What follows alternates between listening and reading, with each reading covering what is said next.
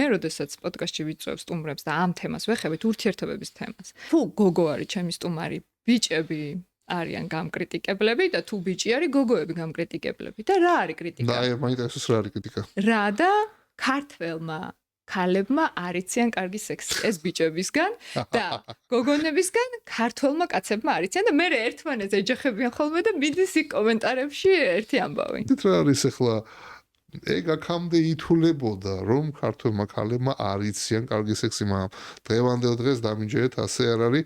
აი ახლა მე შემიძლია ვთქვა ყავდა ახლა 2022-დან ყველა მიცით რომ ასეთ რუსეთის მოქალაქეები ის რაოდენობა ასე ვთქვათ გაიზარდა საქართველოში, ხო? ერთ-ერთი რუსი ეროვნების პაციენტი მყავდა, რომელიც მოვიდა სქესობრივი გზადამდები დავადებით ჩემთან, მაგრამ მოვიდა როგორ ისეთ აი ესეთი სახე ქონდა, ესეთ თვალებით აღთოვანებული სახით და მეუბნება ამ ქართველ კაცებს რა გინდათ საერთოდ რუსის ქალებთან და რა ხდება მეთქი და ეგეთი ფრაზა მითხრა ამას ახლა არასოდეს დამავიწყდება gruzинские девушки это высший пилотаж.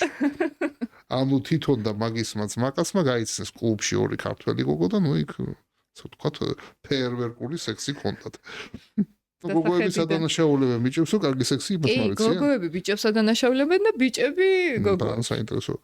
სადაც ნენეთ ქართველი და კაცი და ქართველი ქალი, სადაც და ერთმანეთს რატო არის ასეთი გაუგებრობა და ნუ რა თქმა უნდა ყველასთან არ იქნება ეხა არიან ბედნიერი წყვილებიც, რა თქმა უმრავლესობა მე იმედი მაქვს, მაგრამ ხო არიან ვისაც ეს პრობლემა